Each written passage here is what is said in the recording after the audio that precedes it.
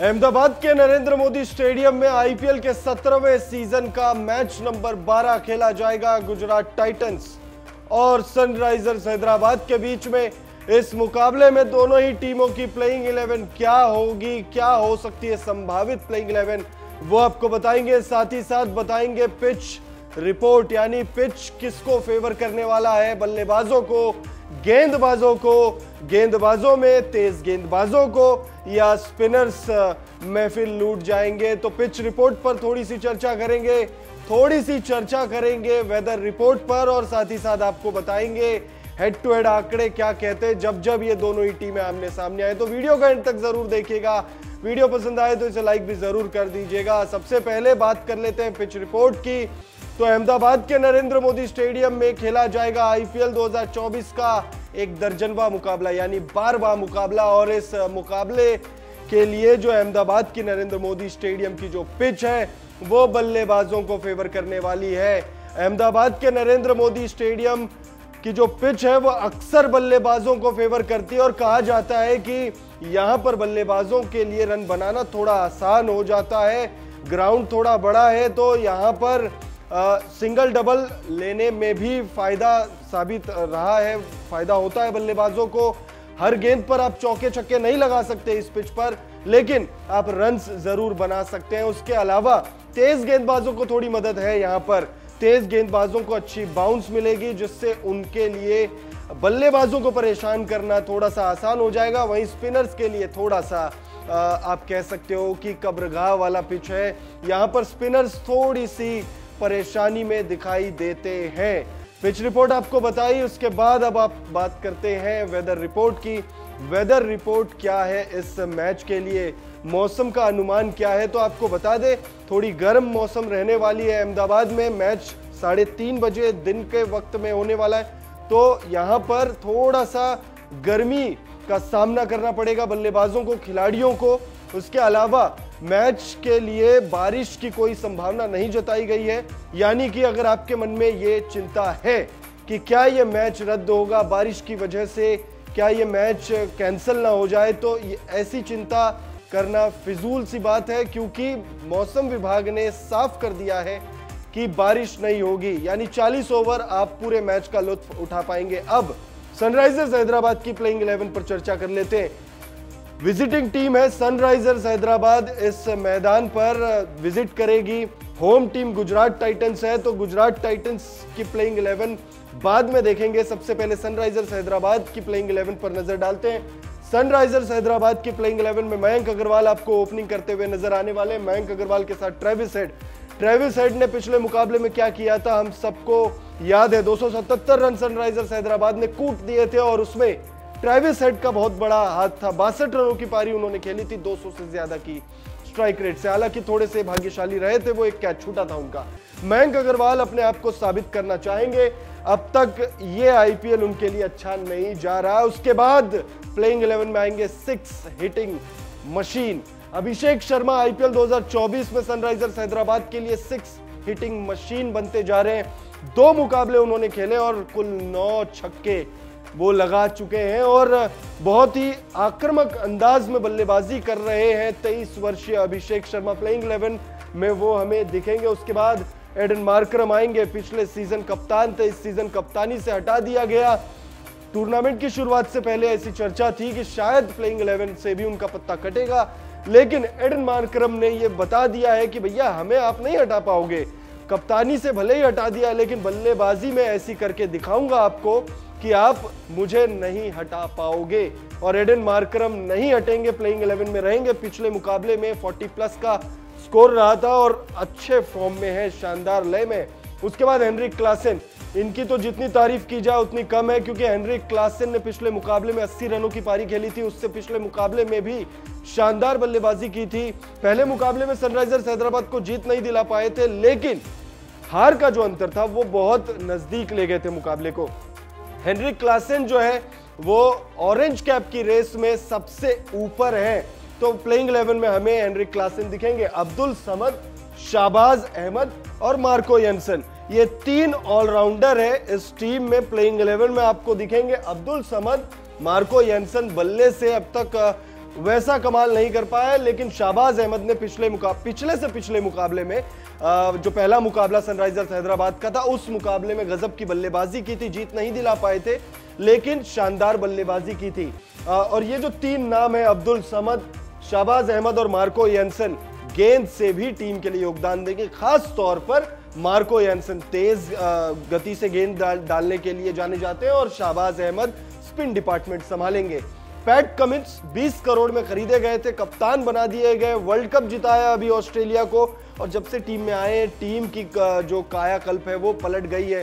Team जो है वो अब अच्छा परफॉर्म कर रही है। सनराइजर्स हैदराबाद अब 2016 वाली सनराइजर्स हैदराबाद नजर आ रही है, शायद उससे भी बेटर कुछ लोगों के हिसाब से। तो पैट कमिंस कप्तानी में योगदान देंगे, तेज गेंदबाजी में योगदान देंगे, और एंड में अगर मौका मिला तो चौके छक्के भी लगाएंगे।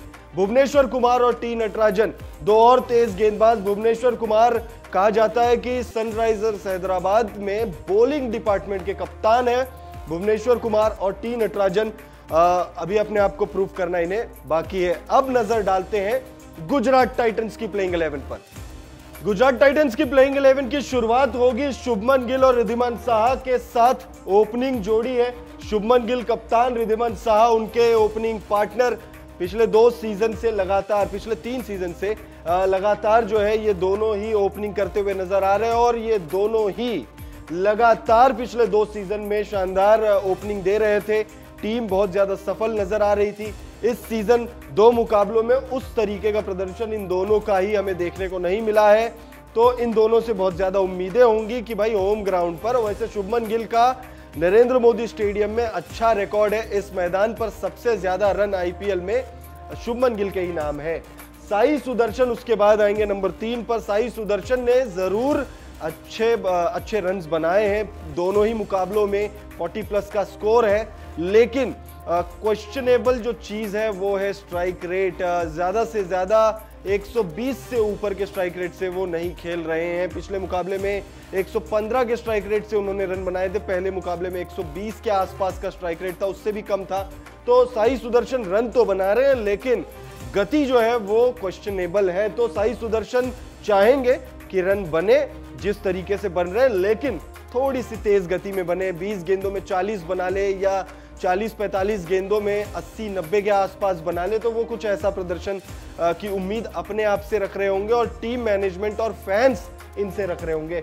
अजमतुल्लाह ओमरजई अभी अपने आप को इनसे काफी ज्यादा उम्मीदें होंगी। मिडिल ऑर्डर में टीम के लिए उपयोगी साबित हो सकते हैं। विजय शंकर ये वो नाम है जिसने पिछले 2 सीजन में आईपीएल 2022 और 2023 में अच्छा किया था, और टीम ने भी अच्छा किया था। 2022 में चैंपियन रही थी गुजरात टाइटंस, पिछले सीजन रनर अप रही थी, और विजय शंकर का भी योगदान था। इस सीजन लगातार 2 मुकाबलों में ये फ्लॉप रहे हैं, अच्छा प्रदर्शन अब तक रहा नहीं है। डेविड मिलर ने एक मुकाबले में शुरुआत ले ली थी, लेकिन टीम को जीत नहीं दिला पाए। तो डेविड मिलर हम सब जानते, देखिए इन पर चर्चा जितना हम करते जाएंगे उतना कम है। डेविड मिलर हम सबको पता है कि अगर टिक गए, अगर मैदान पर खड़े रह गए डेविड मिलर, तो फिर कोई भी स्कोर बड़ा नहीं है इनके लिए। तो डेविड मिलर प्लेइंग 11 में शामिल होंगे। राहुल तेवतिया, राशिद खान, ये वो 2 नाम है जो फिनिश कर सकते हैं पारी को। अमूमन राहुल तेवतिया ही फिनिश करते हुए हमें नजर आएंगे, लेकिन अगर मौका लगा, अगर ऐसी कोई परिस्थिति उत्पन्न हुई, अगर ऐसी कोई सिचुएशन खड़ी हो गई कि राशिद खान को 1-2 ओवर अंतिम क्षणों में बल्लेबाजी के लिए आना पड़ा, तो राशिद खान भी वो जो स्नेक वाले शॉट है वो लगा सकते हैं। राशिद खान से टीम को एक और उम्मीद है, वो है spin department. Rashid Khan spin department में टीम को लीड करते हुए हमें नजर आएंगे। उसके बाद 3 तेज गेंदबाज, उमेश यादव, स्पेंसर जॉनसन और मोहित शर्मा। मोहित शर्मा से तेज गेंदबाजी में बहुत ज्यादा उम्मीदें हैं, क्योंकि मोहित शर्मा पिछले सीजन बहुत अच्छी गेंदबाजी उन्होंने की थी, पर्पल कैप लगभग जीत ही लिया था। मोहित शर्मा आईपीएल 2022 में गुजरात टाइटंस के कोच थे, बॉलिंग कोच थे, और उनका जो कद है, जिस फिटनेस के साथ वो अपने आप को अब तक मेंटेन रख रहे हैं, उसको देखते हुए मोहित शर्मा को आईपीएल 2023 में प्लेइंग 11 में मौका मिला, और उसके बाद तो rest is history. Purple cap लगभग जीत लिया था, इस सीजन भी इनसे बहुत ज्यादा उम्मीदें होंगी गुजरात टाइटंस को। तो ये 3 गेंदबाज हैं, उमेश यादव, स्पेंसर जॉनसन। देखिए इनसे तो बहुत ज्यादा उम्मीद होंगी ही, क्योंकि बहुत ज्यादा करोड़ रुपए खर्च किए गए हैं इन पर। आशीष नेहरा के फेवरेट खिलाड़ी माने जाते हैं स्पेंसर जॉनसन, क्योंकि आशीष नेहरा ने इन पर बहुत ज्यादा दाव लगाया है मिनी ऑक्शन में। तो प्लेइंग 11 में गुजरात टाइटंस के संभावित प्लेइंग 11 में आपको दिखेंगे Shubman Gill, Wriddhiman Saha, Sai Sudharsan, Azmatullah Omarzai, Vijay Shankar, David Miller, Rahul Tewatia, Rashid Khan, Umesh Yadav, Spencer Johnson और मोहित शर्मा। अब बात कर लेते हैं हेड टू हेड आंकड़ों की, कि जब जब ये दोनों टीमें आमने सामने आई है तब तब क्या हुआ है। तो आपको बता दें कि गुजरात टाइटंस और सनराइजर्स हैदराबाद कुल 3 ओकेजन में आमने सामने आई है, सिर्फ 3 बार एक दूसरे का सामना किया है, और इन 3 मुकाबलों के आधार पर गुजरात टाइटंस का पलड़ा भारी नजर आ रहा है। गुजरात टाइटंस ने 2 मुकाबले जीते हैं, तो वहीं सिर्फ 1 मुकाबले में सनराइजर्स हैदराबाद को जीत नसीब हुई है। सनराइजर्स हैदराबाद उस इतिहास को बदलना चाहेगी।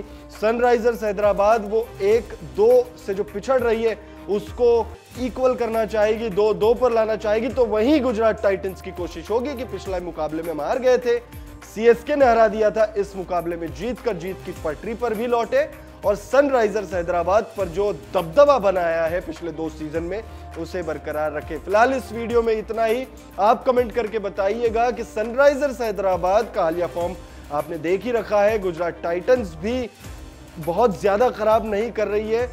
आपको क्या लगता है इन दोनों ही टीमों का जो मुकाबला हमें देखने को मिलेगा मैच नंबर 12 अहमदाबाद के नरेंद्र मोदी स्टेडियम में, उस मुकाबले में कौन सी टीम बाजी मारेगी? कमेंट करके अपनी राय हमें जरूर दीजिएगा। फिलहाल इस वीडियो को देखने के लिए आपका बहुत बहुत शुक्रिया।